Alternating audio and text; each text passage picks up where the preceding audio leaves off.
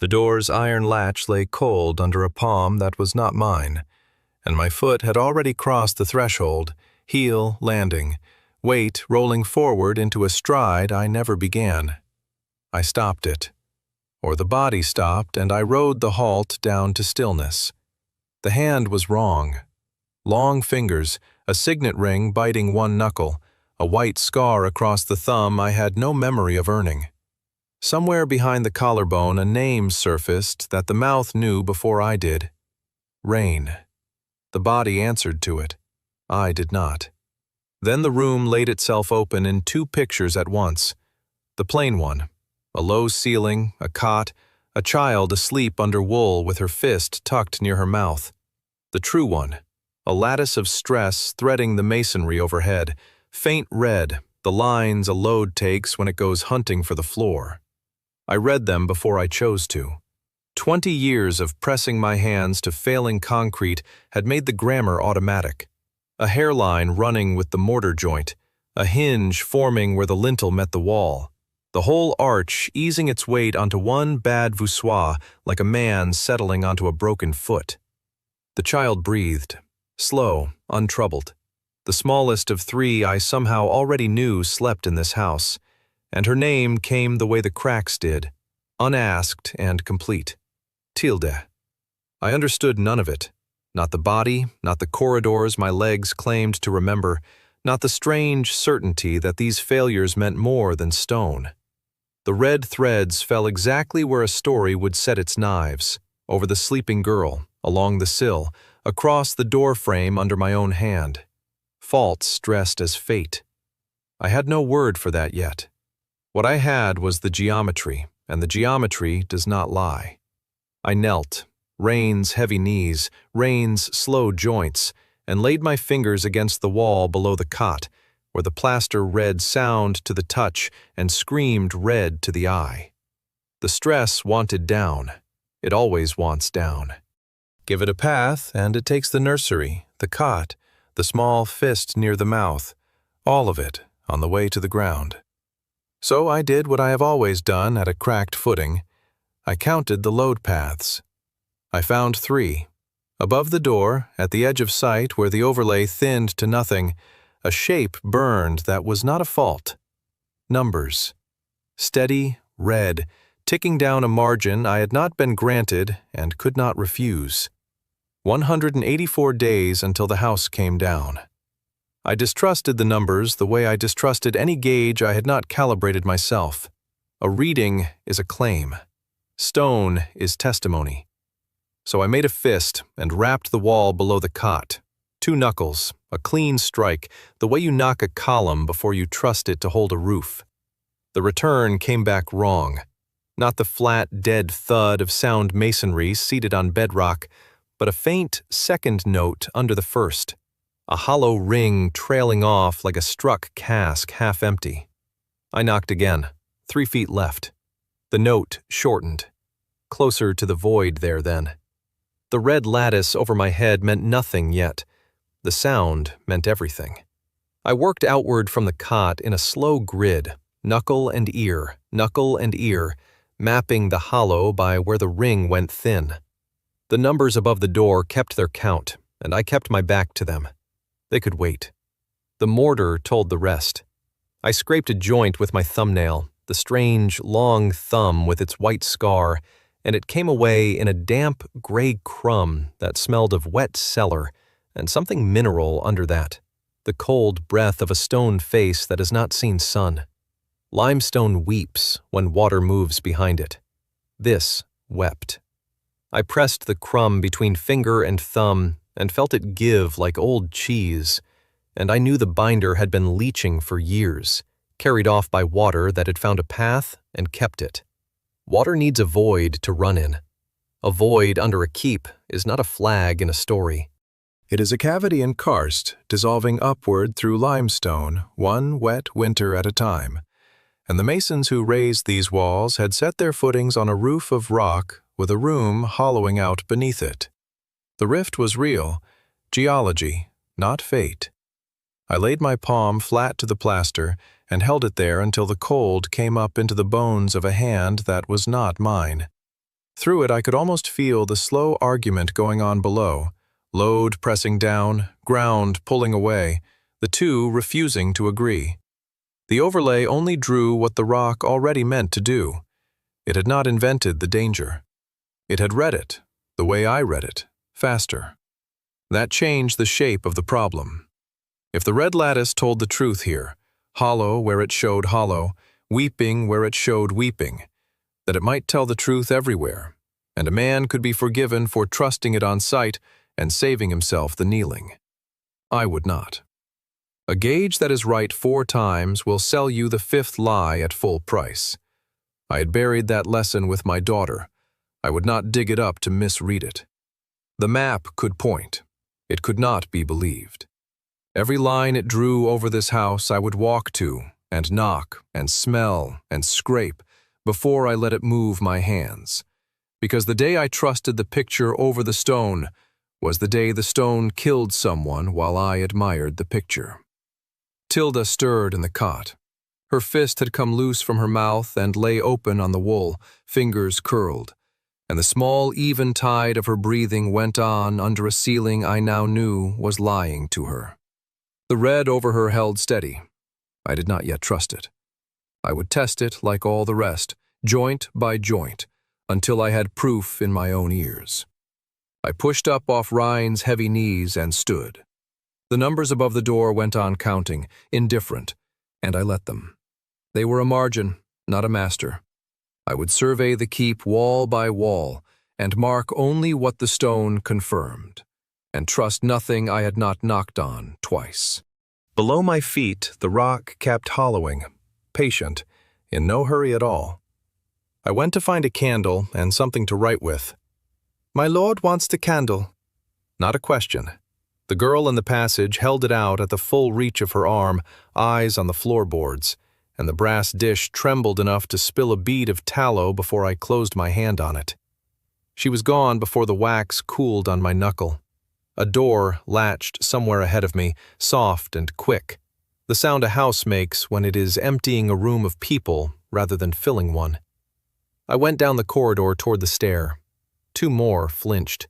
A boy with an ash bucket pressed his back to the wainscot to let a wide margin pass, and an older woman with an armful of linens found something urgent to study in the seam of the wall.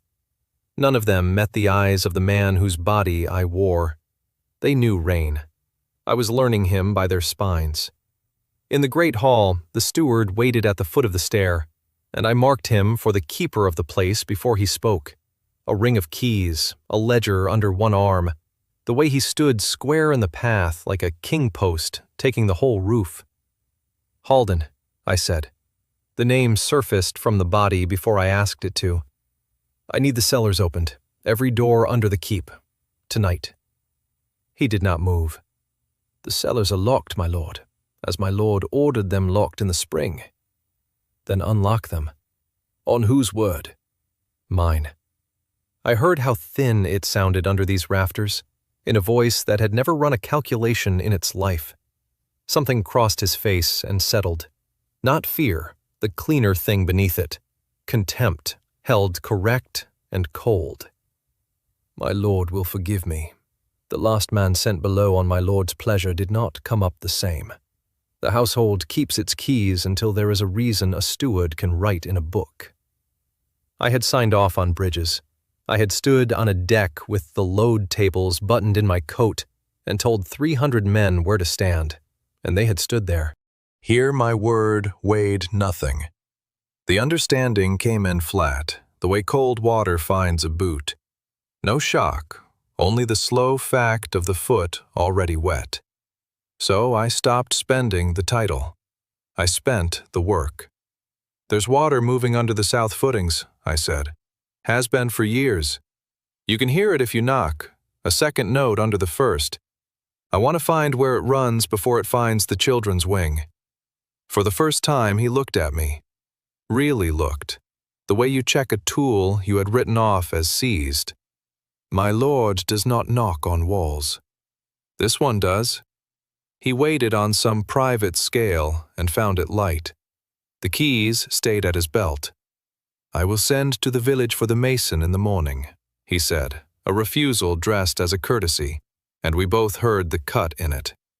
At the edge of the hall the Count went on, red and steady, indifferent to whose word the keys would answer.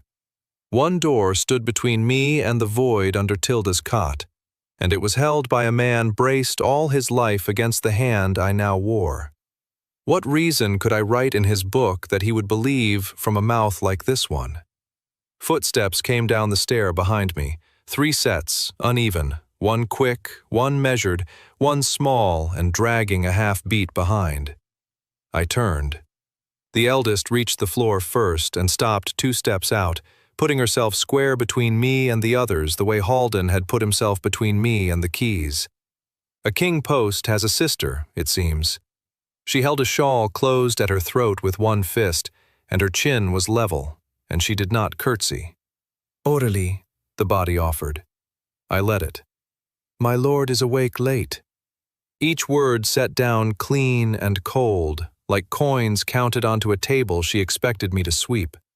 Behind her shoulder, a second face leaned into the candlelight, younger, sharper, the kind of mouth that had already decided what it thought of me and was only waiting to say it. And lowest, half hidden in the eldest's skirts, a small one, Tilda, one eye and a fist of gray wool showing past her sister's hip, watching me the way you watch a dog that has bitten the house before. I had walked the south wall in my head all the way down the corridor. I had a reason for Halden's book now, a real one. Footings and water and the second note. I opened my mouth to spend it. "You've been in the nursery." Not Aurelie. The sharp one stepped clear of her sister, arms folded. "Brisa," she added, as if daring me to have forgotten. "We heard you knocking on the walls over Tilda's bed. At this hour." "I have." "Why?" "The masonry there is failing." Flat. The truth, weighed and handed over plain. "There's water under that wing. I mean to find it." The eldest's fist tightened on the shawl. None of the 3 softened. I had expected... what? I had expected the truth to land like load on a sound beam, and instead it sat there between us doing nothing, because the man who said it was the wrong man. Brisa laughed once, with no give in it. "Of course.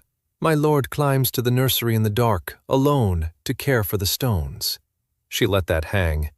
"The same lord who put Aurelie out in the rain over a ledger she'd balanced to the penny, who locked the cellars and sent Call down them, and Call came back not right in the head. We know what you do to things under this roof when no one's watching." The little one pressed deeper into the wool.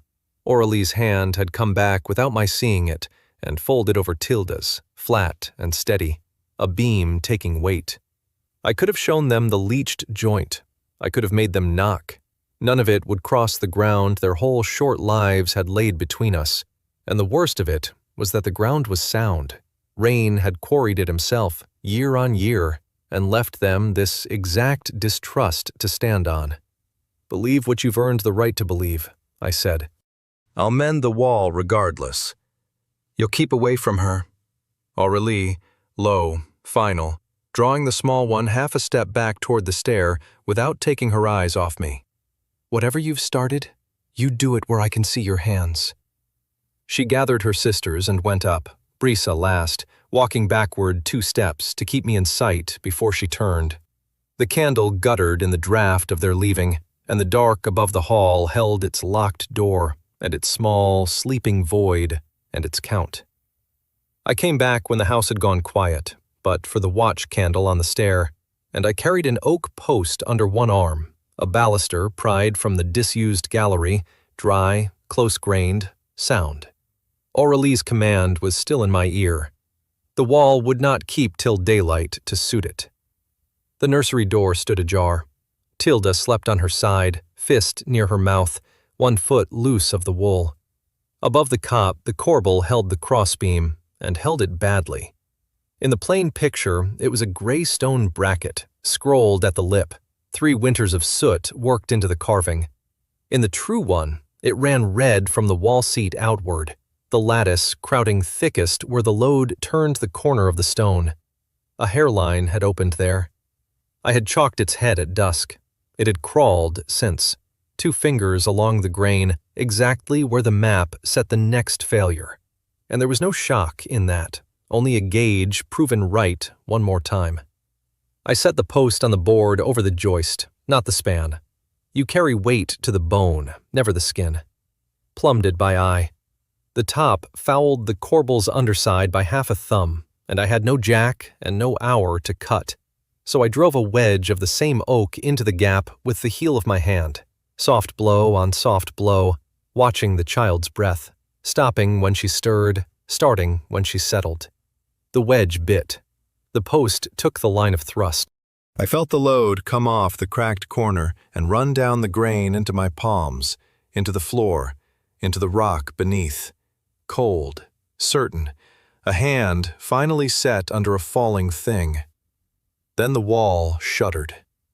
Not violence, a settling the length of one held breath, a fine grit sifting from the joint to tick onto the wool. Tilda frowned in her sleep and did not wake. The corbel did not drop. On the true picture, the red drained out of the cornered stone and pooled lower, thinner, drawn down the post into ground that could bear it. The count changed. 184 became 185. A day. I stood with both hands still flat to the timber and read it twice, to be sure I had not wished the figure there. The fall I'd just caught had been spending against that number, and now it wasn't, and the rift would have to find its day somewhere else. I traced where. The red did not vanish. It slid, the way water under a slab finds the next low seam, and gathered now along the sill of the north window. Faint, a debt moved rather than paid. Avert one, load another. The arithmetic was honest, and it was merciless, and I would be working it until the last stone. This body could do other things in the dark. There was a treasury under it, men who flinched, a brother written to break it. I let all of that go. I would survey the whole house, every wall, every footing, the cellars Halden held shut, and map the red end to end before I moved one more stone. The chalk wore to a stub between my finger and thumb before I reached the long gallery, and I switched it end for end and kept marking. A plumb line first. I'd knotted a lead weight, a window sash counterweight, prized loose, to a length of curtain cord, and I hung it from the gallery rail and read the wall against the string. Out of true by a hand at the top. Notebook, gallery, north run, one hand lean, base course wet.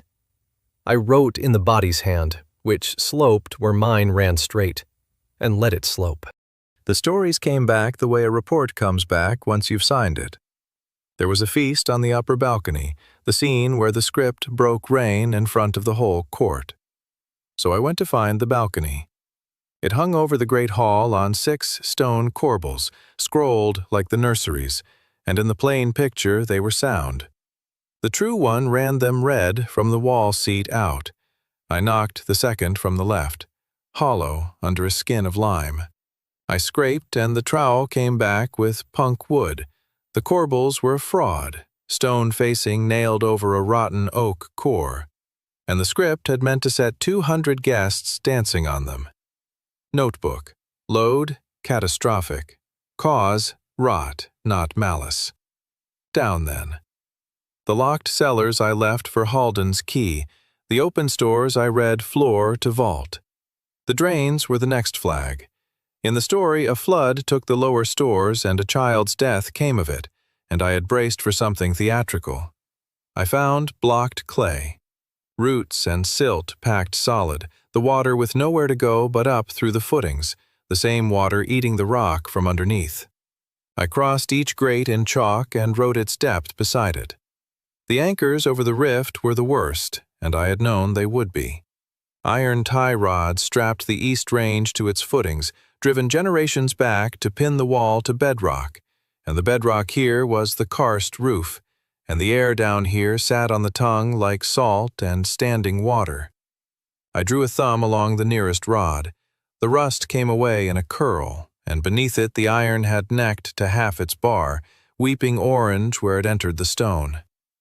Notebook, East Range anchors, 40% section loss. That figure carried weight. I underlined it.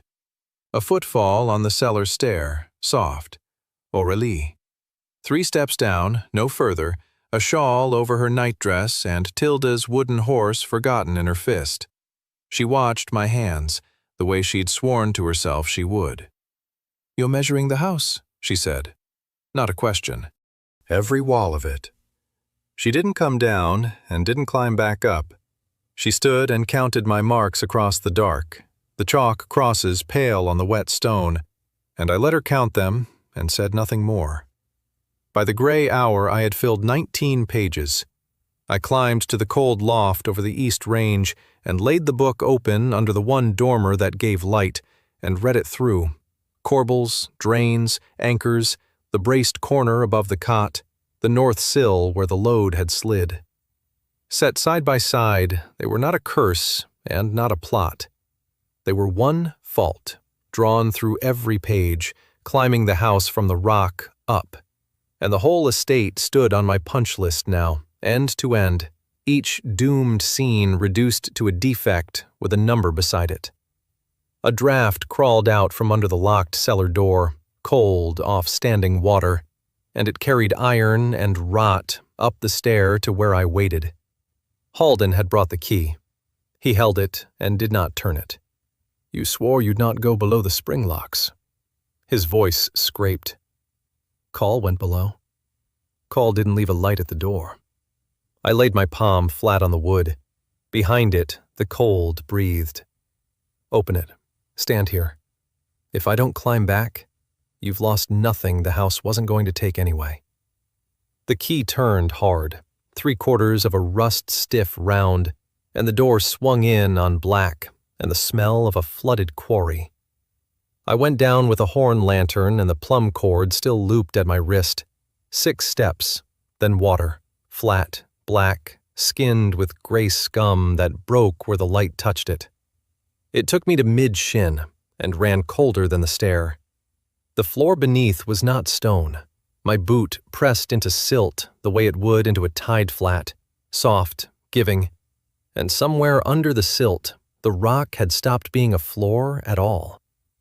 I held the lantern to the wall and read the red. It did not slide here. It had no need. The whole east footing ran scarlet from the waterline down. No flags, no separate seams, one solid sheet of it telling me the wall was already spent. The anchors told the rest. Upstairs in dry air, I'd read 40% off the rods. Down here, the same iron came apart at a touch and stained my fingers brown. I closed a hand on a tie rod where it met the stone, and it crumbled, eaten to a lace I could have folded shut in my fist. The salt water had been at it for years, taking the iron, then the lime from the mortar, then the rock itself, and rising as it fed. That was the thing I'd come down to see and had not let myself name. The table was climbing. The water under the house came up a hair a season and ate a hair more of all it touched. And every cross I'd chalked above, corbels, drains, necked anchors, the leaning gallery, was not a fault biding its turn. They were one mouth. The cavity drew the table up, the table softened the footings. The soft footings shed their load onto sound rock that then began to weep, and the number at the edge of my eye held only because the rift had not yet chosen which front would go first. I had braced one corbel and bought a day. I had been thinking in days. This wanted years, 100 hands, quarried stone by the cartload. I had a notebook and a stub of chalk. I weighted the wall to its corner and lowered the light, and the lantern caught a slow turning where the floor should have been, a sink the width of a hay cart, water sliding down into it without a sound, the limestone roof already open beneath the deepest course of the footing. The house stood on a hole. The hole was still opening. "You'll have the river in your boots, my lord." Old Gerald stood on the 6th step where the water began, a horn lantern of his own held low, and behind him, Halden's keys hung silent for once. The mason did not bow. He looked at the silt curling round my shins, then at the lace of dead iron in my fist. The east footing's gone, I said. All of it, below the line. I know what's gone. He came down 2 steps into the cold and crouched, easier in the wet than a man his age had a right to be. Question is what a duke wants with it. Lords don't crouch in quarries. They send a man down and read his face when he comes up white. Call, I said. Halden's lantern jerked at the name. Gerald dipped 2 fingers in the black water, tasted them, spat to the side. Salt. You taste it? Brine. It's pulling the lime before it takes the rock. I lifted the plumb cord off my wrist and let it hang. The mortar's washing out of the east courses, grain by grain. You'd have set those courses yourself. My father's father set them. His eyes went over me slow, the way I'd read the wall, hunting the soft place. Up top, the corbel over the small one's bed. Somebody bound it with an oak baluster. Timed wrong, they'd have split the stone instead of holding it. Times to her breathing. The load eases when the chest falls. The old man went very still. Show me, he said. Not my lord. 2 words a master gives a stranger who might know the trade. We went up. I knelt at the corbel and laid his hand where mine had been, on the baluster's foot, and walked him through it. The spring of the oak, the half-inch left for the stone to settle, the chalk tick where the crack had stopped climbing. He worked the wood with his thumb. He found the tick. He found where I'd undercut the seat so the brace bore true. That's a mason's hand, he said, low, or a liar's luck. He pressed the baluster down hard, harder than I had dared, and watched the seam and saw it hold. Luck don't hold under a fat man leaning. That does. Halden hadn't moved from the doorway. His ledger was open, a pencil stub in his fist, and his face had the look of a man whose book and his eyes have quit agreeing. Write it, I told him. East anchors, 40% gone. East footing, spent. A sink below the deepest course, wide as a hay cart. I held the rotted iron out across the room. Write that the Duke went below and came up the same. He didn't take the iron, he wrote. Gerald straightened, both palms flat on his thighs, and turned to me the way he'd turn a stone over to read its bed. I've buried 2 men this house ate. His voice had lost its scrape. I told them rock keeps its own counsel, and there's no fighting it. He nodded once, at the chalk, the brace, the open ledger. You're not fighting it, you're reading it. He lifted his lantern off the floor. Tell me where to start. I'll find you hands that won't run. The candle came round the doorframe before I heard her feet. I had the chisel set against the corbel seat and a fresh shim between my teeth, and I held still the way you hold still on a high ledge, not hiding, only refusing to add motion to a thing already in motion. Put it down. Brisa. Bare feet, a shawl dragged over her nightdress, the flame dead steady in her fist. Whatever's in your hand, down, where I can see it. I laid the chisel on the boards. The shim I took from my teeth and set beside it. She came in 2 steps and stopped. Tilda slept on between us, fist near her mouth, the gray wool kicked down to her knees, and without seeming to choose it, Brisa put her own body in the line between the cot and me. You knock on these walls past midnight, she said. Over her bed. A grown man with a hammer in the dark above a sleeping child. Give me a reason. Not a duke's reason. A true one. The candle flame found the chalk tick I'd left on the stone. I let it. The wall above her is cracked, I said. Not the plaster, the stone behind it. It's been opening a long while, slow, and this corner carries more than the men who built it allowed for. Call said the house was sound. Call went down to where it isn't. That's why he came back the way he did. Her jaw shifted. She wanted to call that a lie, and couldn't quite reach it. You've never carried a hod in your life, she said. How would a man like you know stone from its plaster? I learned it somewhere. It doesn't matter how I learned it. I put my palm flat on the baluster I'd seated under the corbel and pressed until the seam took the weight and gave none of it back. Here's the part you can hold, and you can hold all of it. A fault runs up this corner over her cot. I've braced it tonight. I'll brace it again every night it asks, until I can pull this corner down and set it new from the rock up. And I'm to take a brace and your word. Lay your hand here." She didn't move for a moment. Then she reached past the cot and set 2 fingers where mine had been, and I worked the wood a hair so she'd feel the load shift, and the seam refused to open. Her breath changed. Small thing. I marked it. "Why you?" she said, lower now. "You put Aurélie out in the rain. You sent Call under. Now you're on your knees in the dark for the smallest of us. Which of those is the lie?" I picked the chisel back up. "I've stood in a building after it failed and counted who was still inside it," I said. True, every word, and she would hear a soldier's siege where I meant a quieter morning. "I don't mean to count again." She looked at me a long, level moment. Then she crouched, drew the gray wool back up over Tilda's feet, and tucked it under. "Not quieter," she said. "Not a pardon, a watch posted. And wake me next time. I don't sleep through much." The sound came up through the soles of my boots before it reached my ears. A low grinding, far down.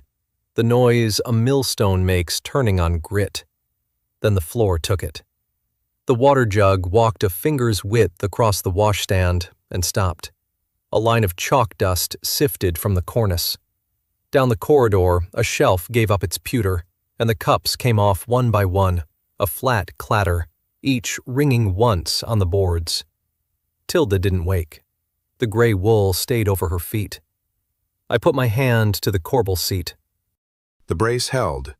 The seam I'd worked refused to open, exactly as before, and the stone above it neither dropped nor sang. 8 seconds, maybe 9. I counted them the way I count everything. Then the grinding rolled off east under the duchy and was gone, and the house settled in a run of small ticks, timber finding its rest. No malice in it. I want that plain, because it changed how I would fight from here. The thing under us was not aiming at the cot, or at Call, or at me.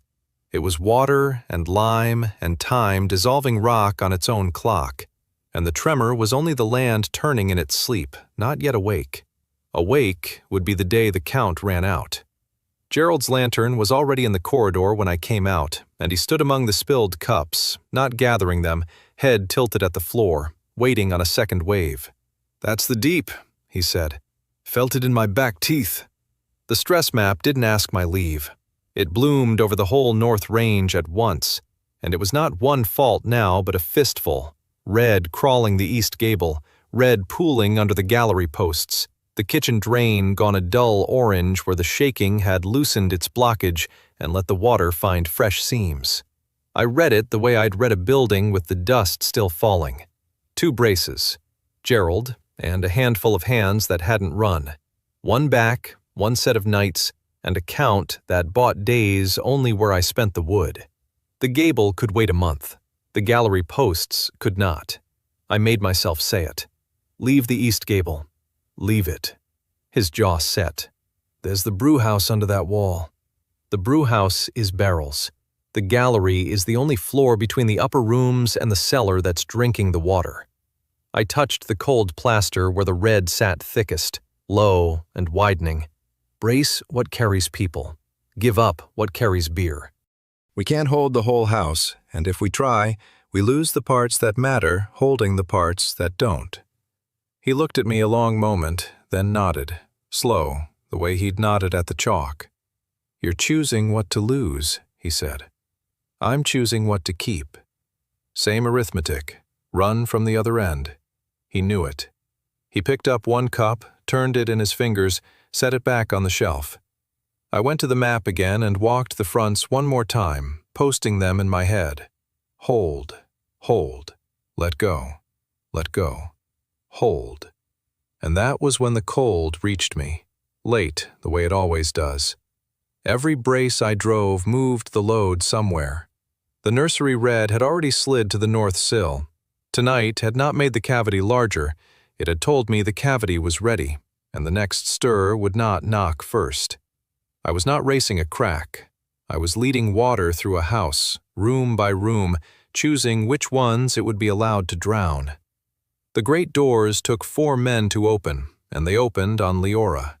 She came in at the head of a bright circle, a dozen young people in spring colors, a girl with a lute, 2 boys still laughing at the threshold, and the marble swallowed their footsteps and gave back only the rustle of good cloth.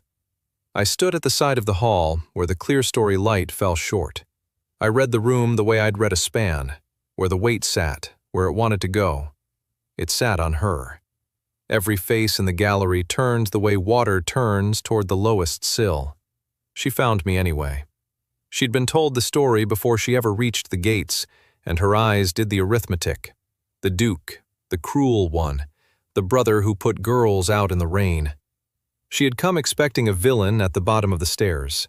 She studied me, and for one breath she looked disappointed. Then Cassius spoke from the dais, and the room remembered who held the floor. Nephew. Regent. Kai's guardian in power. He wore the boy's coloring, and none of the boy's give. We were speaking of your accounts before you came. A clerk stood at his elbow, with my ledger open across both arms. The page turned to the winter quarter. I knew the column before he read it. The midwinter feast, Cassius said. Cancelled. The coin for it. He let the clerk find the line. Gone to lime, timber, and the wage of 40 men digging in your cellars.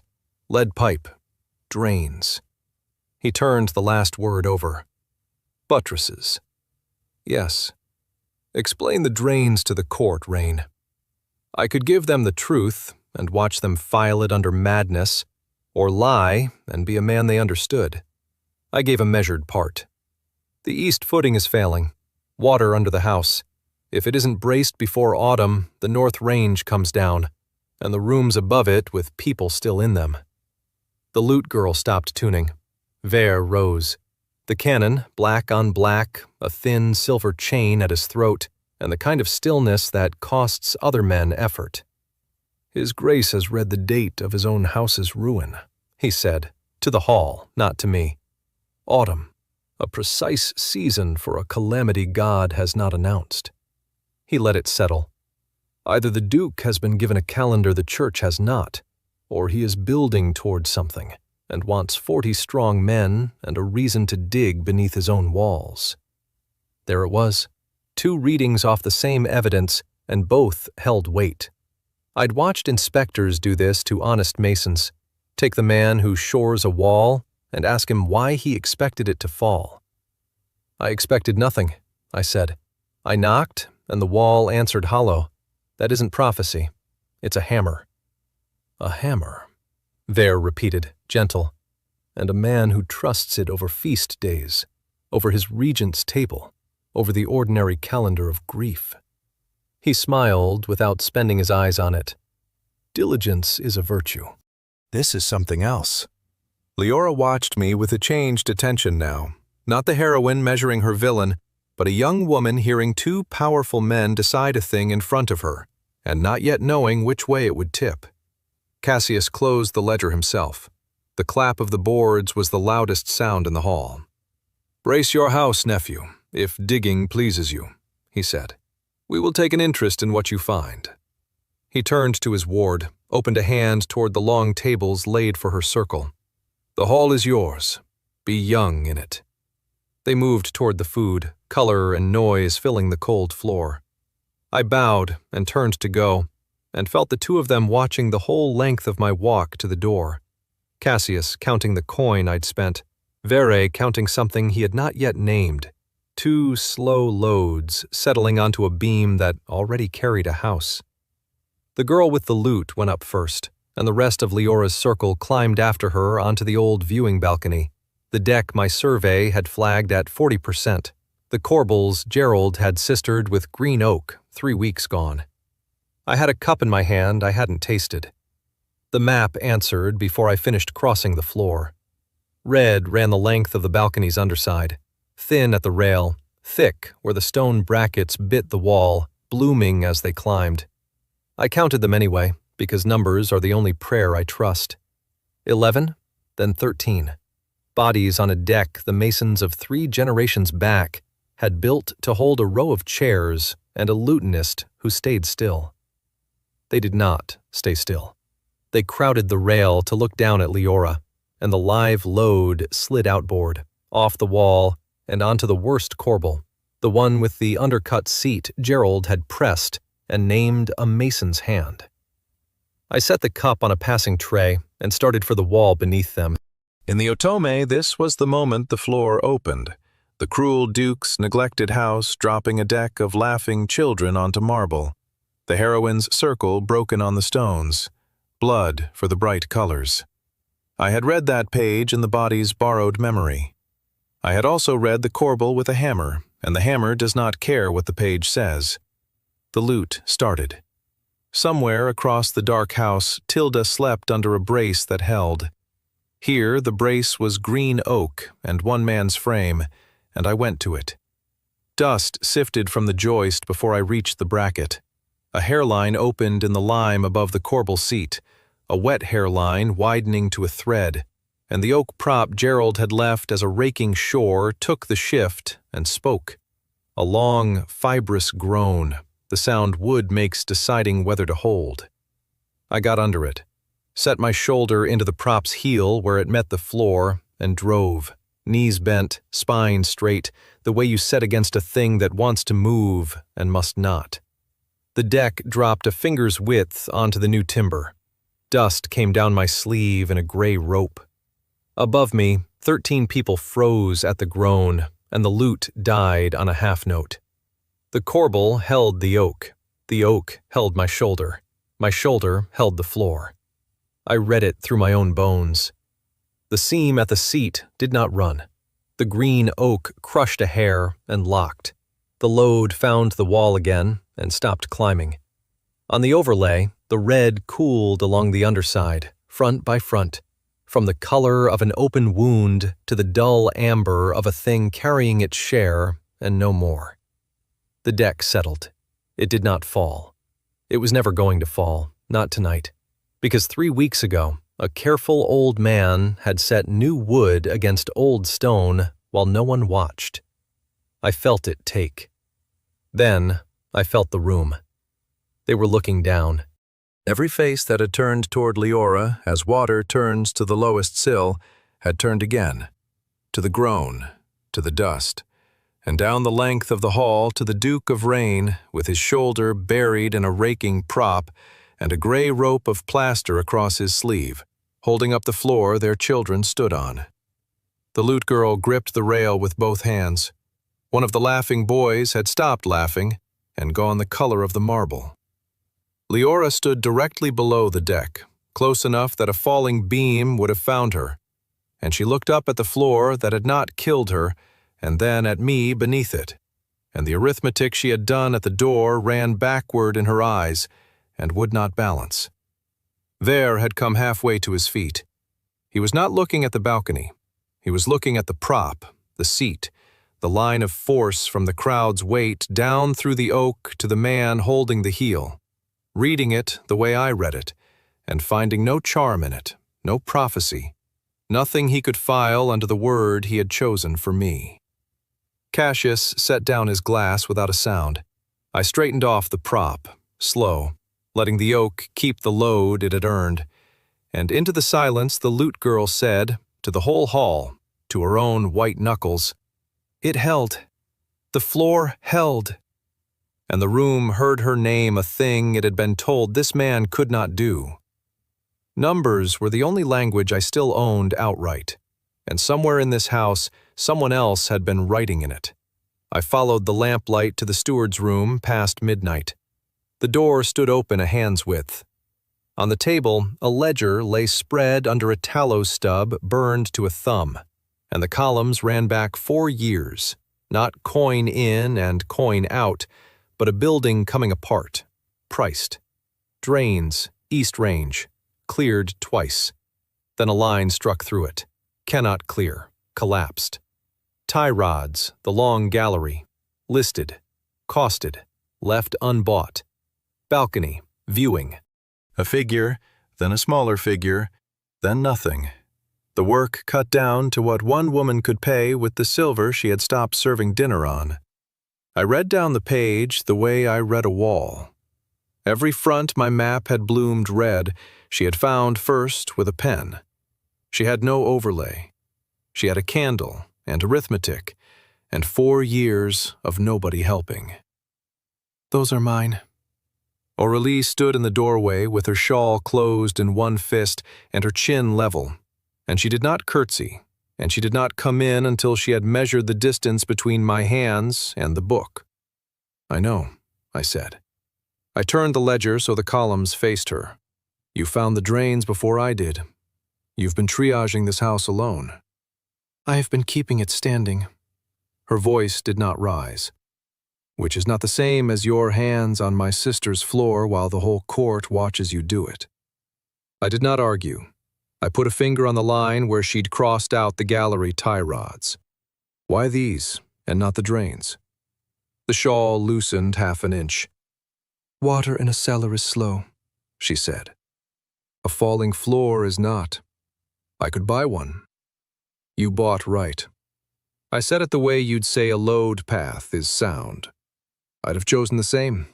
I did 3 weeks ago, with green oak, because I couldn't save the east gable and the gallery both. She came into the room then, not far. She set 2 fingers on the table's edge, where both my hands stayed in her sight, exactly as she'd ordered me at the nursery door, and she looked at the page instead of at my face. Show me, she said, what you see that I can't. So I showed her. Not the red. She'd never trust a man who claimed to see colors in stone. I showed her the failures her own money had already named. The undercut corbel, the rotten cores, the east anchors I'd hammered and found at 2/5. I gave her the order of collapse as a schedule. She gave me the order of payment as a purse. Between us, the house stopped being a thing one of us was losing in private. There's a way out nobody has costed, I said. If this drops, people need a path that crosses neither the gallery nor the cellar stair. She turned to a clean page and dipped the pen. The laundry court, she said. The ground there is rock, not fill. I've known that since I was 9 and broke a tooth on it. Rock that holds. I leaned over the page. She did not move her hands away, or mine. Then the route runs the kitchen passage, out the laundry court, onto the bone of the hill. We mark it. We drill the household to it. We brace what carries them on the way. She wrote it in a hand balanced to the penny, the same hand a man wearing my name had once put out in the rain for being correct. You will work where I can see you, she said, still writing. Yes, and I will tell you which walls hold money and which only look like it. She set the pen down, and for the first time met my eyes across the table. That is the bargain. Not trust, a bargain. I offered no hand to shake. We both knew better than that. We had a ledger, a route, and 1 candle, and her column and my schedule had bled into a single document with 2 sets of fingers on it. Agreed, I said, and she did not take her hands off the page, and neither did I. The writ came folded in thirds, sealed in the Regent's gray wax, and a clerk in livery read it aloud at my own gate, while 2 of Gerald's men stood holding lime sacks they had just set down. By order of Regent Cassius, the accounts of the Duchy of Rain are placed under audit, pending the court's interest in expenditures unbecoming the estate. The clerk kept his eyes on the page. No coin leaves the strong room, no debt is honored, no wage is paid, until the ledger is explained to the satisfaction of the dais. He named the cancelled feast. He named lime, timber, lead pipe, the 40 men. Symptoms, he made them, a list of one sick mind's spending. Then he set the paper in my hand and left, and the gate stood open behind him with nothing coming through it. I read it twice. The language was clean. Cassius had not charged me with treason. He had closed a valve on the line and let the pressure go looking for somewhere to put itself. Gerald tasted the air, frowning. That's our lime he's freezing, he said. Bought, not paid. The yard wants it back by Thursday. They'll get it back. I folded the writ along its creases. We can't pay to keep it. Aurelie was already at the strong room when I reached her, key in the lock not turning, because a second seal, fresh, gray, ugly, sat pressed across the iron over the bolt. She laid her palm flat to it. She did not pull. "He has read my ledger," she said. Quiet. "Or read enough to know what starves us." I went up to the nursery to think, because the gauge was clearest there, and I put my hand on the braced corbel, the count holding at 185. The red drained thin into bearing ground, the one sound number in the house. Then it moved. Not the corbel, past it. The load I had shoved off the cornered stone 3 weeks back had crept its slow path under the floor and pooled. And now a fresh seam lit along the far wall, the west scullery range, above the well that fed the kitchen passage. A root out. The bone of the hill ran beneath it, and I had costed its bracing next, on Aurelie's clean page, in that hand balanced to the penny. Red bloomed there, the way water finds the lowest seam in a slab. Avert one, load another. I had known the rule by heart. I had not known the bill would fall due the same hour the purse shut. I crouched and set my ear to the cold plaster. Under it ran the dry tick of mortar letting go, grain by grain, the karst drinking upward into stone I could no longer buy a single sack of lime to hold. Aurelie came up behind me. She did not ask what I saw. She read my face like a column. "The passage," she said. "The wall above the well." I stood. It's going soft. It sits over our way out, and we've no coin to reach it before it comes down across the one door I told the children to run for." She looked at the writ in my hand, then at the wall, then at me. The plaster ticked again, louder, and a thread of grit sifted down across her shawl and settled there, pale as the first dust off a thing that has decided to fall. By the time the tallow had burned to a thumb's width, I had the map laid flat on the nursery boards and was counting flags against hands. 5 red. 6 pairs of hands, now the lime had gone back to the yard.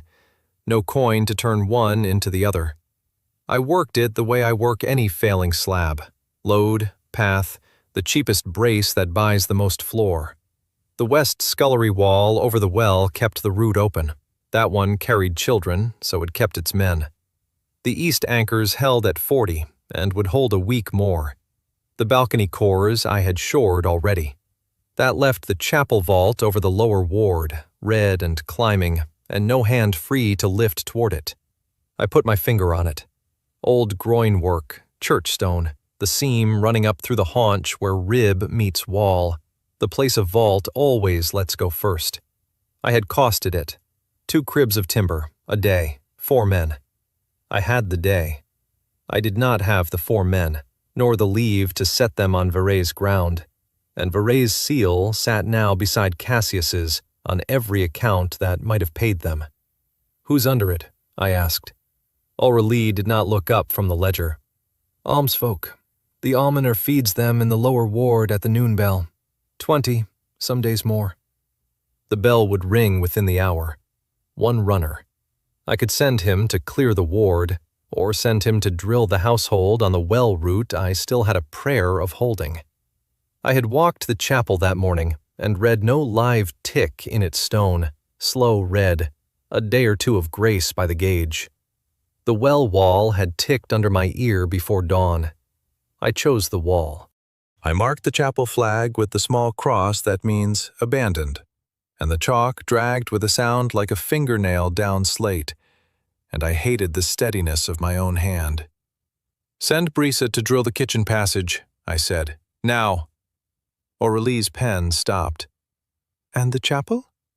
"Has a day. The well has an hour." I rolled the map. "I'll go down after and beg Verret his own masons." She wrote the order. The last of the wax pooled and ran off the dish. Then the floor spoke.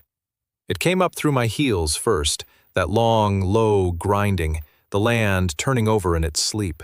And the corbel held, the brace held, the number by my hand did not stir. The chapel was another matter, and I was already on the stair when the second pulse hit. I felt the vault go before I heard it. A vault does not crack. It unzips at the haunch, rib by rib, and the sound arrives as one soft cough of dust with the whole weight behind it. Late. The cough came up the lower stair as a warm gust against my face, gritted, smelling of cold lime and snuffed candle. Then the weight. Stone landing on stone is not loud. It is brief and final, and you take it in the teeth. Under it, threaded through the settling grit, came the thinner sound, the one the gauge cannot read and the ledger cannot price. Voices. In the dark below, where the noon almsfolk had come early for bread. I went down 3 steps at a stride.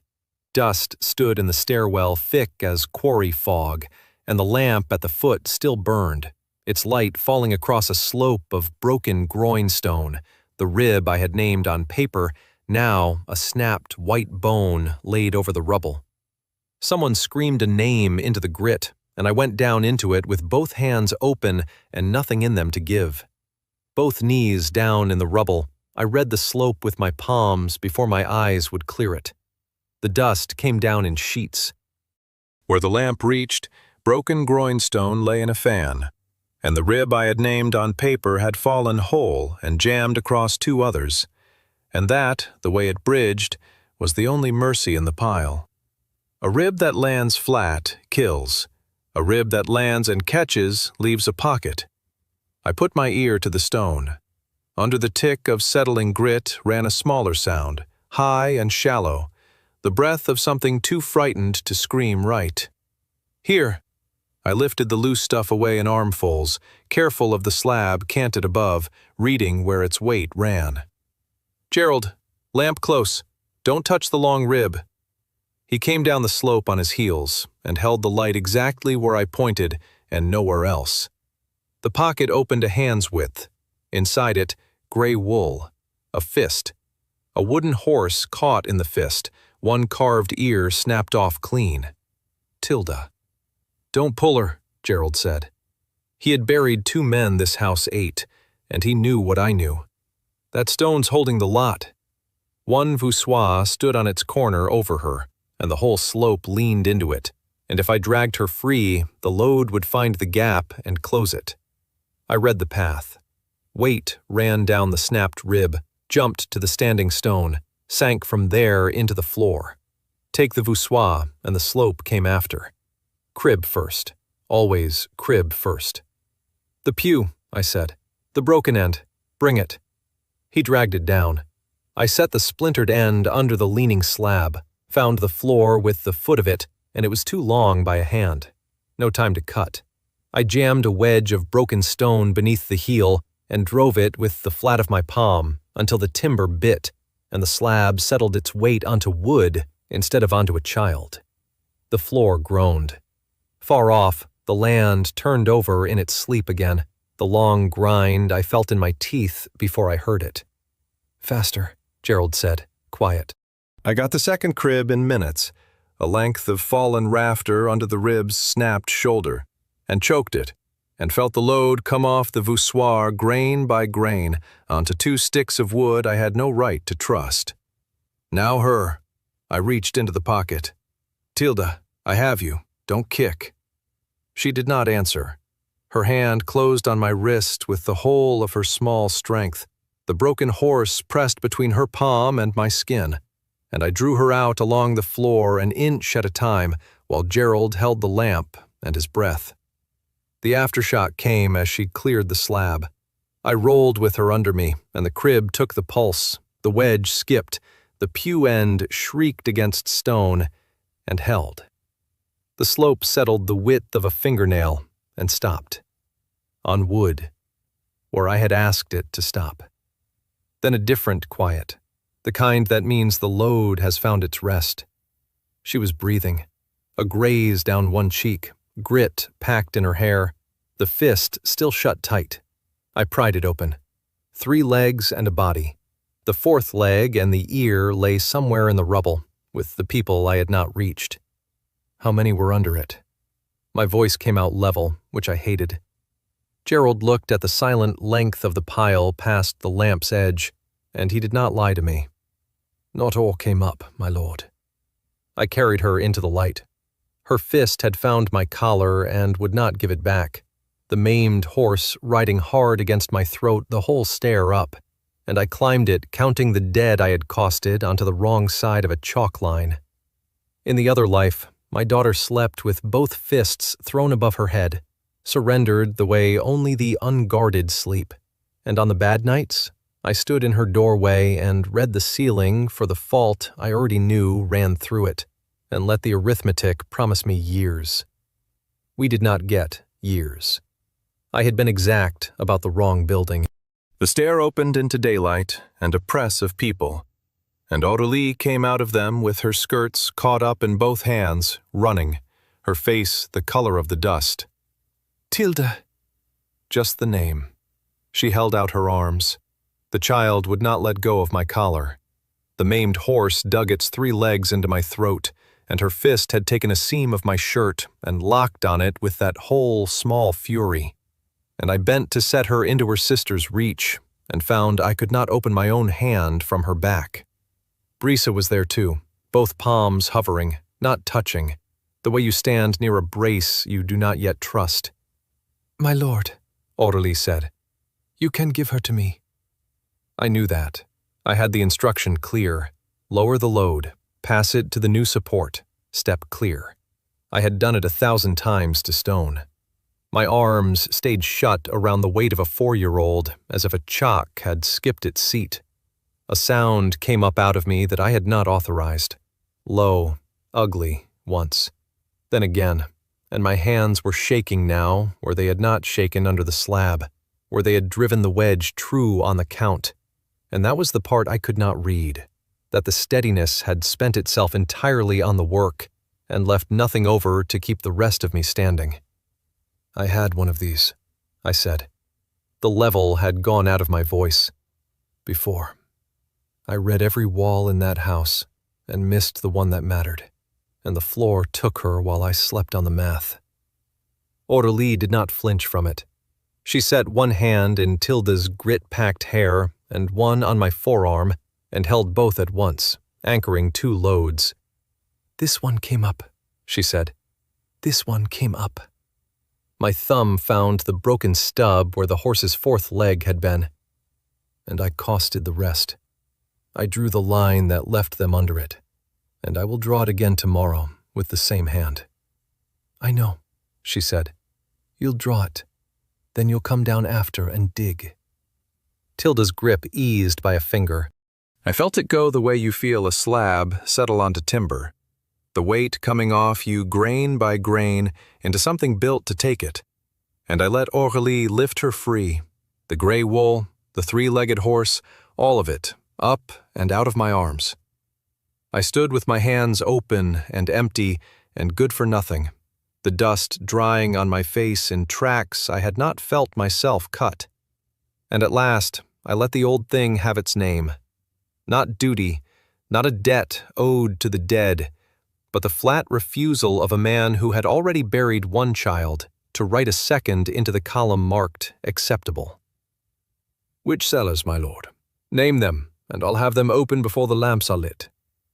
Halden held the ring out across the gap between us. Every key turned the same way on its wire, and he did not make me ask twice. He'd kept that ring on a principle. No door opens without a reason a steward can set in his book. The reason lay behind him now, a row of shapes under borrowed sheets on the courtyard marble, the almsfolk going down the line and naming them, so the book would have something true to hold. All of them, I said. He wrote it down, the date, the order, each door by name, the nib steady where my own hands had not been. Then he set a line beneath that I had not asked for, and turned the ledger so the lamp caught it. The vault came down at the hour my lord's man marked it. The writ recalling the lime is dated 3 days prior. That stays in the book, Halden said, where a clerk can read it out. So the regent's seal sat in a steward's flat hand, next to the dead, in a script no court could wave off as a madman's noise. He had wanted cruelty from me and gotten arithmetic, and the arithmetic had come true in the worst possible ledger. He noticed me now, the way he'd notice a load-bearing wall, by what would fall without it. Through the arch, a maid crossed with 2 pails and kept to the clean side of the chalk without looking down, stepping around the flagged stone the way you skirt a hole you've already gone into once. Gerald came up from the pile with his sleeves black to the elbow. He'd buried 2 men this house had eaten. He'd told me once there was no fighting the rock, and he wasn't fighting it now. He set a fresh tally on the step beside me, a smith and 2 almsfolk who could lift, and asked where the next prop went. Not whether, where. I had the map open behind my eyes, and the digging had not improved it. 5 red fronts, 6 hands, 9 by morning if the names held. I could stand a man under every flag and still lose, because the deep did not strike where I waited. It struck where I wasn't. So I stopped trying to hold walls. I pulled the survey sheet flat against the step and pressed it down with a broken baluster, and I showed Gerald the thing I should have built toward from the first knock. Not a wall stiff enough to refuse the ground, which only ever breaks proud, but a structure set to ride the ground instead. We stop bracing things to stand still, I said. We build them to move and come back. A footing laid on rollers and packed sand, free to slide a hand's width when the deep shoves, so the shove passes under the house and not through it. 2 paths for every load, so when one timber goes, the other already carries. And a drill, 1 sound from below, and every soul between these walls walking a route they've walked dry 100 times. Gates known, no press on a single stair. Aurelie had come up at my shoulder, with Tilda asleep against her, grit still in the child's hair, the 3-legged horse fisted tight even now. She read the sheet over my arm and gave it back to me as an order I could keep. "You can't catch all of it," she said, "so you'll let it move and not break." I had spent a week holding 5 walls with 6 hands. Wrong problem.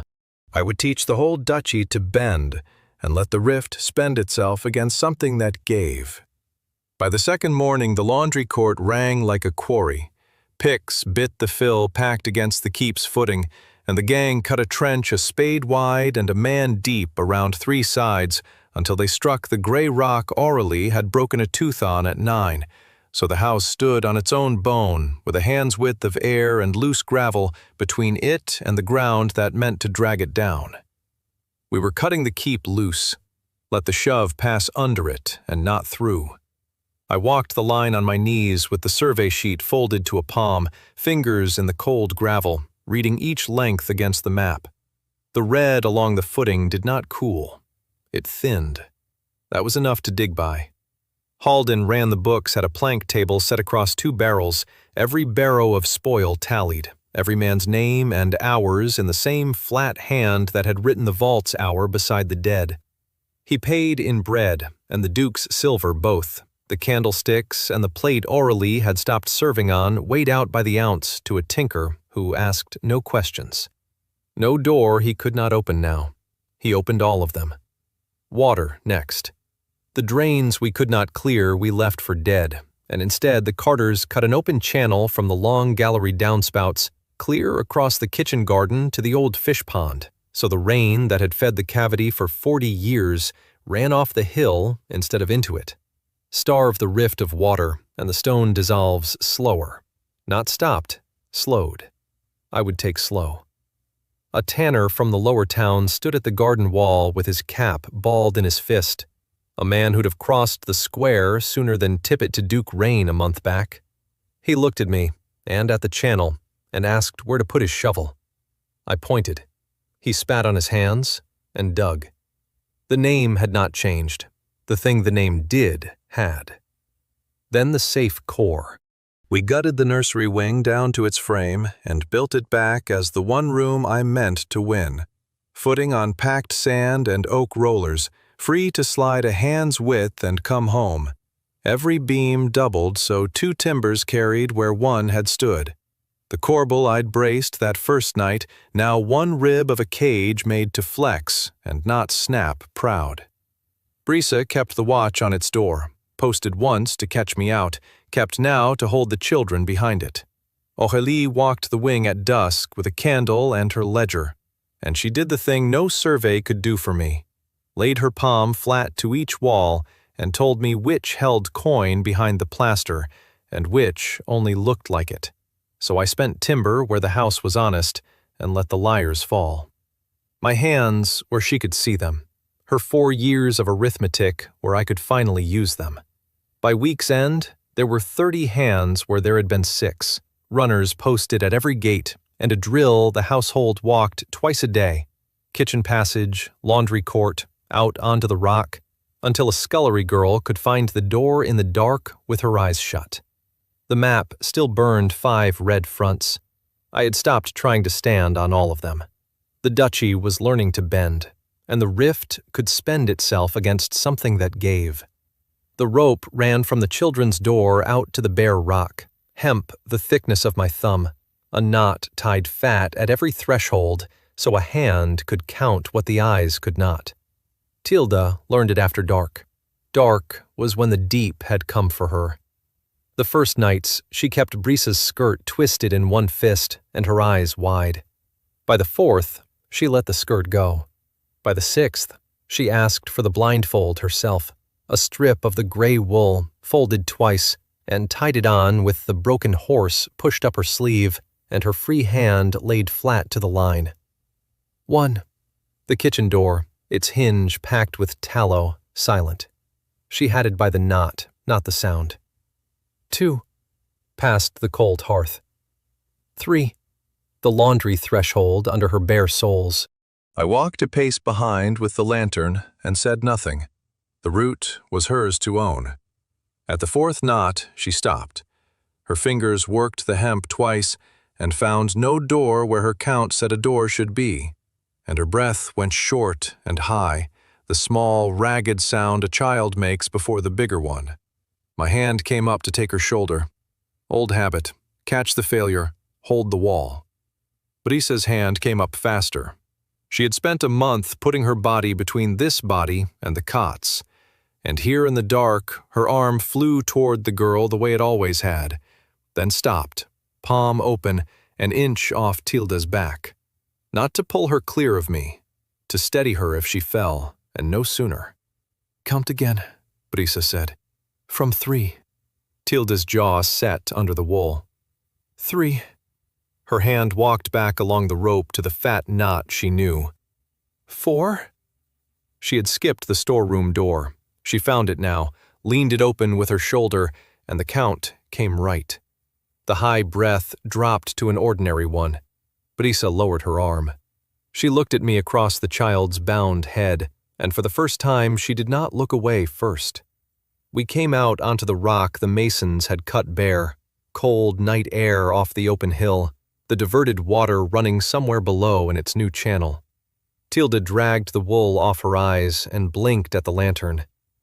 4 doors, she said. Eyes shut the whole way. You did. She held the horse out on her palm to show me the snapped ear, as if it were news. Then she lifted both arms, to me, to the name that a month ago had cleared rooms, and waited to be carried in. I set the lantern down and picked her up. Gray wool, grit still ghosting her hair, the wooden horse cold against my collarbone, lighter than my own had been. Behind us, Brisa coiled the rope back toward the door, knot by knot, laying it true for morning, ready before the deep asked. Leora came up the keep road at midday with her circles strung out behind her in spring colors, and she stopped where the gate stone had been cut away to bare rock. She had dressed for an ending. I could read it in the set of her shoulders, the stance of someone who has rehearsed a confrontation to the last word and means to deliver it on the right step. What she walked into was not a court. The laundry court was a staging yard now, men passing crates up the cut steps hand to hand, a line of household folk carrying the youngest toward the high rock. Gerald counting heads at the second gate with a tally stick wet from his mouth. The map ran 5 red fronts under all of it, I'd given up hiding that. From the children's door came Brisa's voice, level as a plumb line. "Count again, from 3. Leora found me at the well, sleeves rolled, mortar drying gray to the elbow. "Duke Rain." She'd practiced the name, too.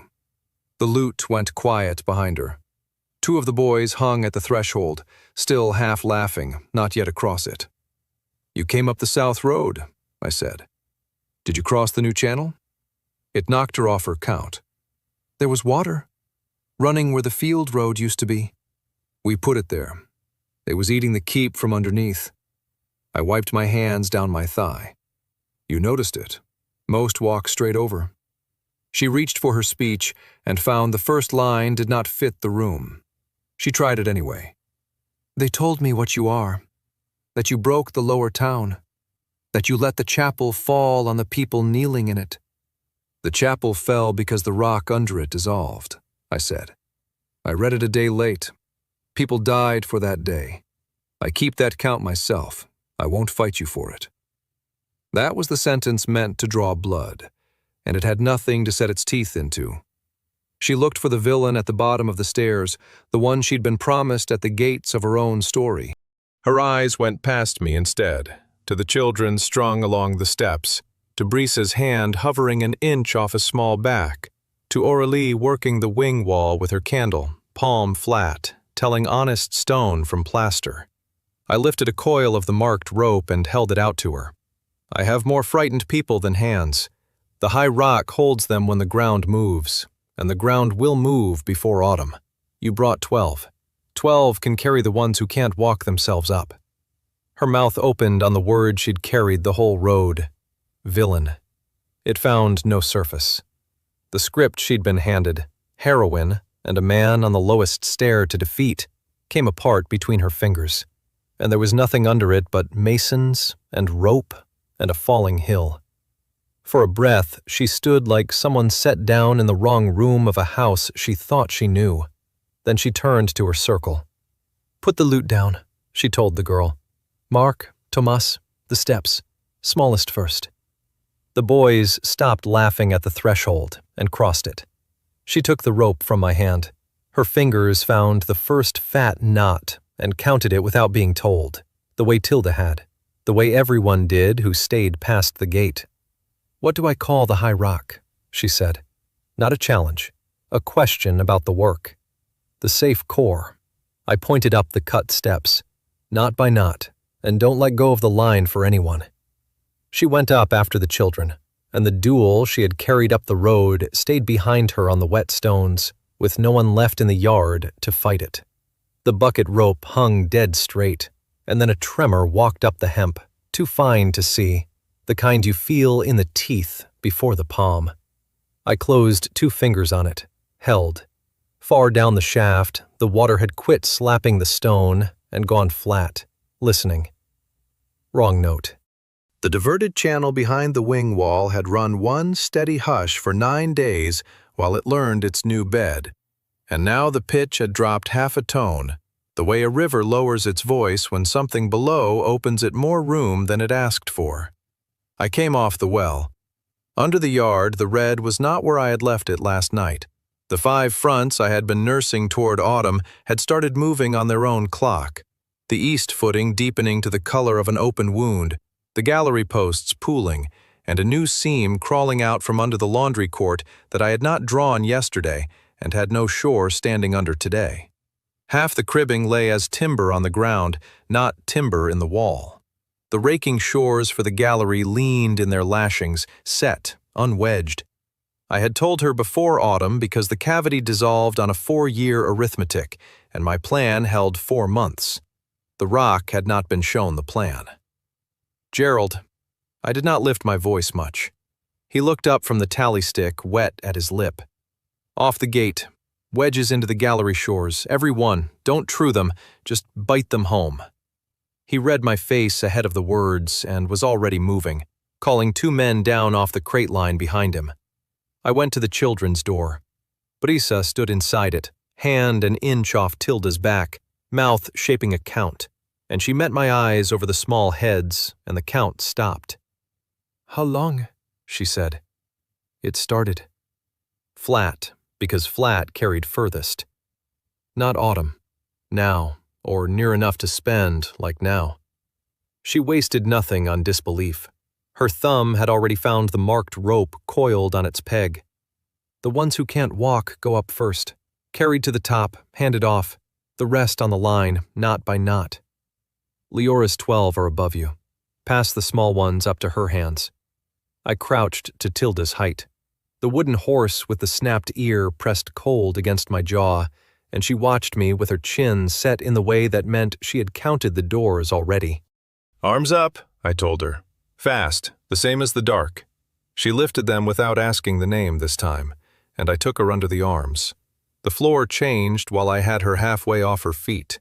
Not a shake, a settling, slow, enormous, patient. The whole keep finding a lower seat as the rock beneath it surrendered some fraction of what it had carried for 1,000 years. The wing wall let its plaster go in one gray sheet across Aurelie's candle, and her flame guttered and held. Mortar dust came down through the door crack in threads. Somewhere in the North Range, a green oak shore took its load all at once and spoke. A long groan from the heartwood, and I felt the answer of it come up through my boots. Behind me, the well coughed once, deep in its throat, and the water that had been falling away all morning came climbing back up the shaft to meet me. Tilda would not be set into Brisa's arms. The small fist held my collar without slack, horse and all, so she stayed. Up, now, I told Brisa. Brisa was 3 steps gone before the word landed. I read the floor. The red came up through the boards, as it always had for me, bright where the rock was shedding its load, darker where it had already surrendered, and I followed the thrust off the failing east footing down to where it pooled, the way water finds the sag in a roof. Force does not vanish. It travels. The only question left was which wall I would feed it. Through the great hall, then. Into the laundry court seam I had never shored, and out. Anywhere but the cord wing, where the children were threading the steps. Gerald! He had a wedge raised over the gallery shore, maul cocked. Leave it. Pull your men off and let the gallery walk. He held my eyes 1 beat too long. It's carrying thrust into the nursery, I said. Cut it loose and it falls outward, and takes the push with it. Brace it, and you hand the whole load to the children. Off. "All of you." He swung them all backward instead, knocked the standing wedges from under the rakers, and the shores quit the gallery with a crack like green rope parting. The men broke off the line at a run. Behind them, the gallery began to lean where I wanted it, out toward the open ward. I put my shoulder under the nursery lintel where the jam had started to rack out of square and braced, and held the door true with my own spine, Tilda a small weight fast against my neck, while the line came through beneath my arm. The small ones first, passed hand over hand into Leora's 12. Then the middle sister on the rope, knot by knot, grit packed white in her hair, her mouth set on a count she would not drop. Aurelie last of the 3, her candle drowned in plaster, both arms full of an almsfolk child not her own, and her eyes on my hands the entire way past, where she could see them, as she had named the bargain. Move, I told her, and she went.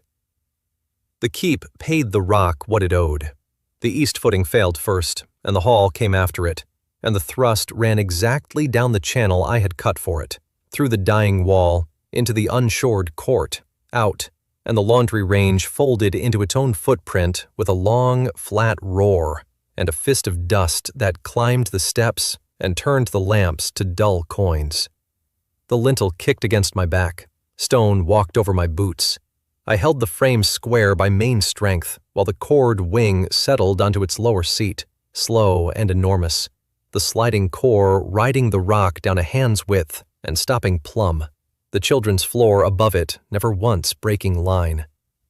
Then the noise quit, and there was only dust coming down in threads and water somewhere below, finding a level it could keep.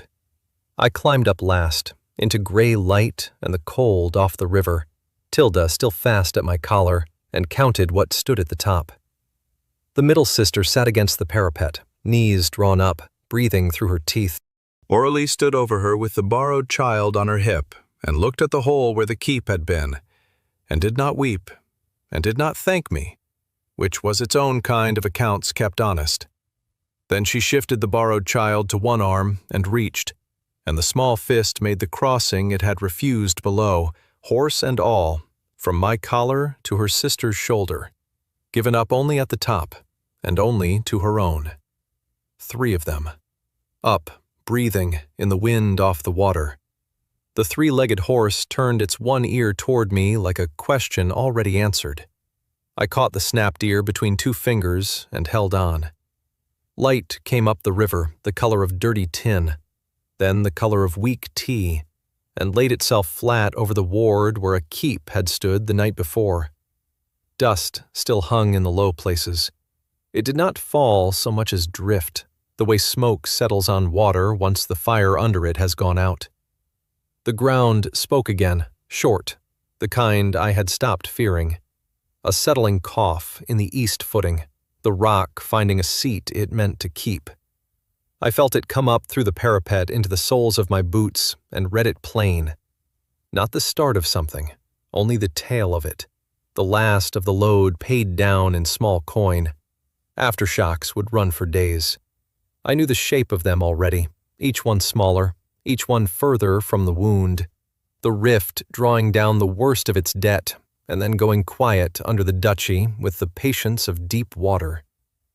Below, in the wrecked ward, the almshouse cook had found a roof slate and a nub of chalk, and was making marks. 1 stroke, a head. I watched her work the only arithmetic that held any weight by that light, calling names down the line, and waiting on the answer before she cut the chalk. Pello. Here. The Smiths, too. A man lifted both children so she could see them, and she scored 2 strokes and did not smile. I had read this house for a season. I knew to the stone which walls had been promised to the rock, and I knew the rolls that went with them, which bed sat under the cord wing, which cots lined the gallery the rift had wanted most. By the accounting the rock kept, those rooms were owed. The cook's slate said otherwise. Stroke after stroke, the dead it had been promised stood in the cold and answered to their names. No one thanked me for that. The accounts ran the right way without it. Gerald sat apart on a fallen raker, the maul still across his knees, looking at the row of marks like a man checking a sum he does not trust. He had handed the load where I told him in the end, and his men breathed for it.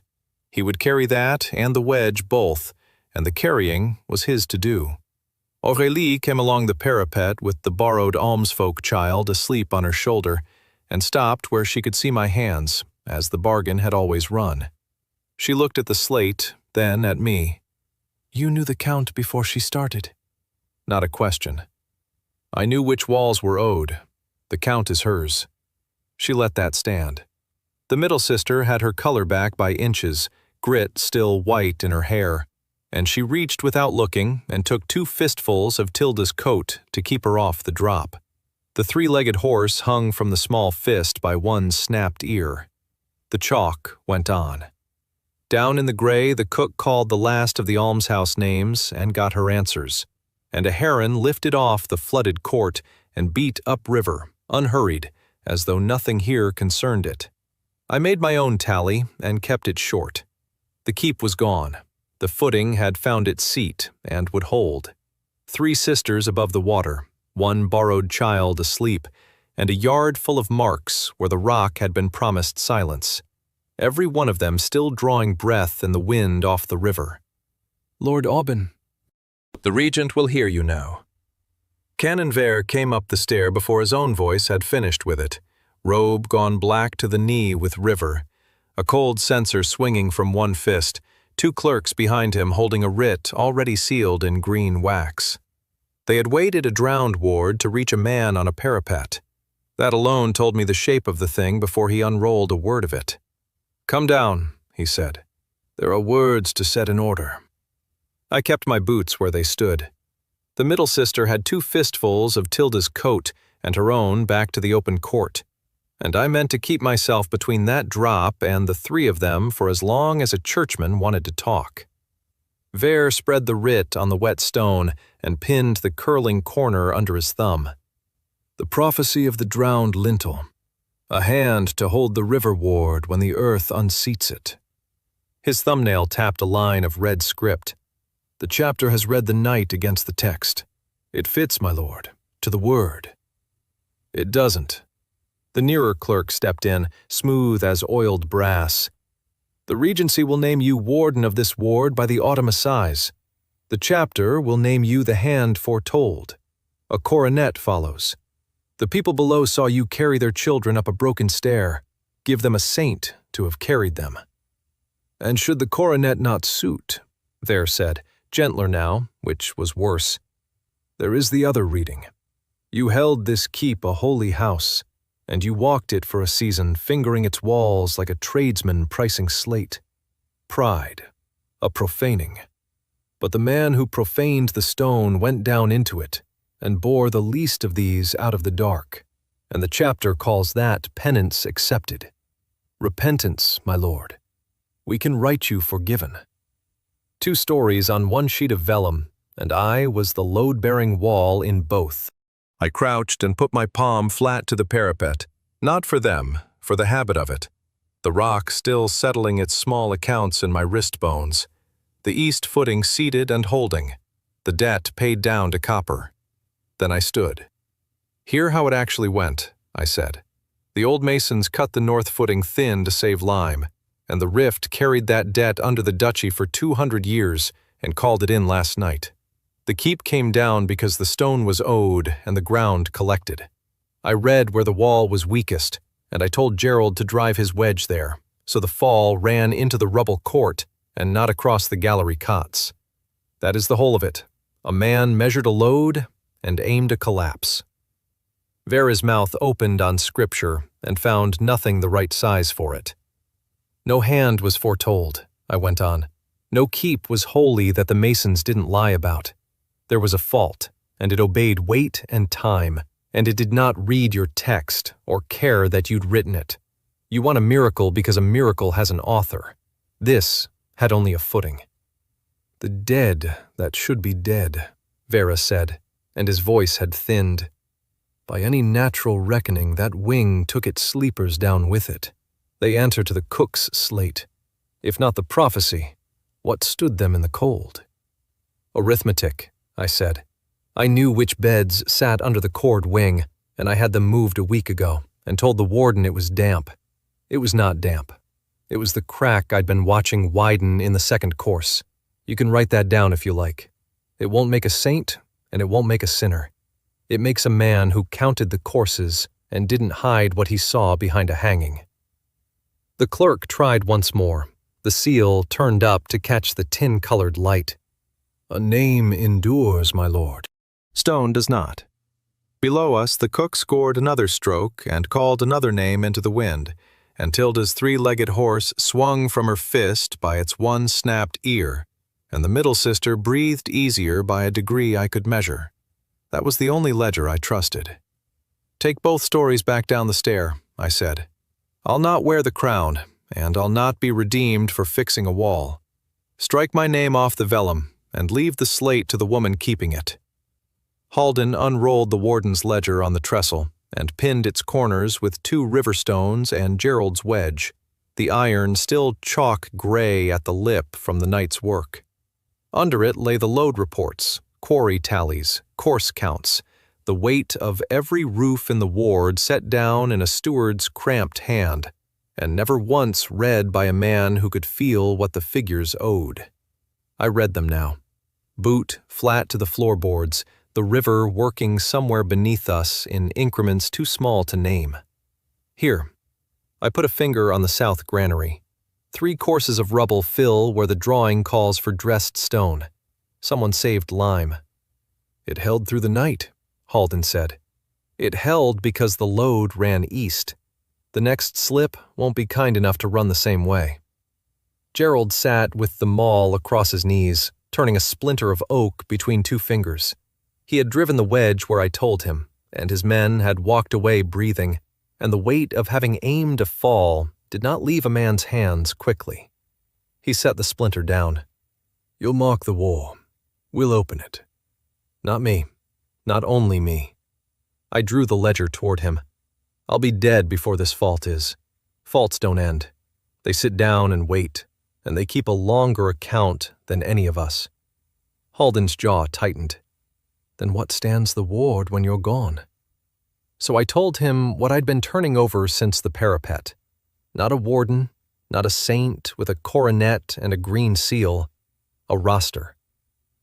4 men to start, chosen for patience over strength, each given a stretch of wall to walk on the same morning every week, palms to the stone, soles to the floor, learning the small voice a building uses before it raises the large one. "They can't hear the rock the way you do," Halden said. "They don't have to. A crack in the second course doesn't whisper, it shows.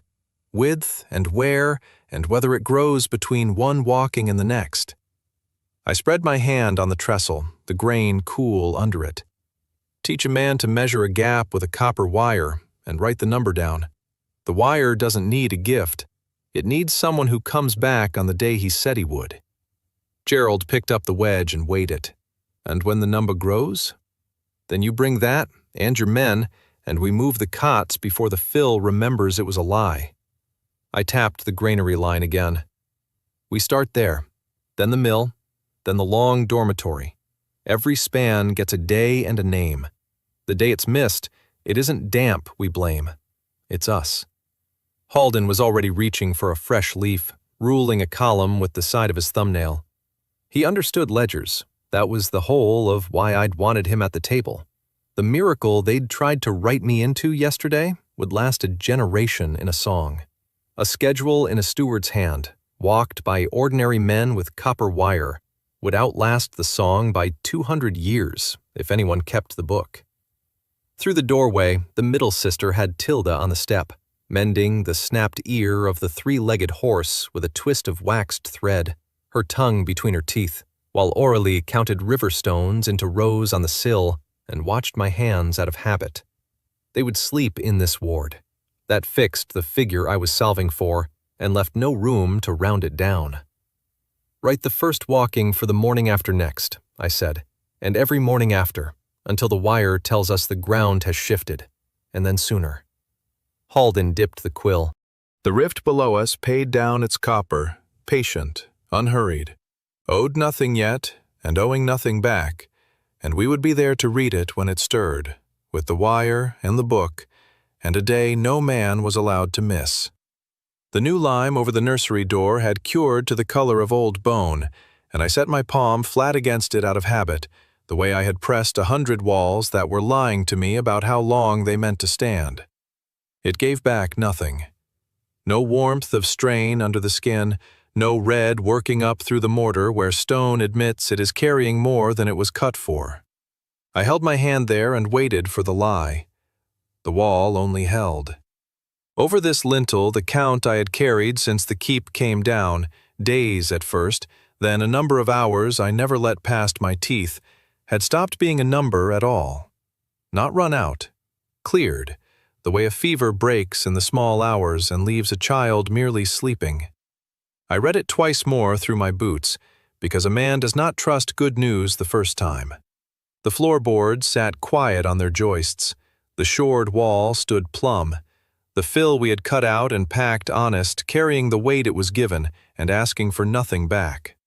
Inside the room, the 3 of them were doing nothing that would ever make a song. Tilda had the 3-legged horse on the boards, walking it over a seam in the floor, its snapped ear mended and holding under the waxed thread. The middle sister breathed in the corner without effort. Aurelie sat at the sill and laid river stones into rows, one and one and one, and watched my hands as she had every day since she understood I'd known the count before the cook chalked it. "It's quiet over the door," she said. Not a question. "It's quiet." She set down the stone she was holding. She did not ask what that bought them, because she had already done the sum.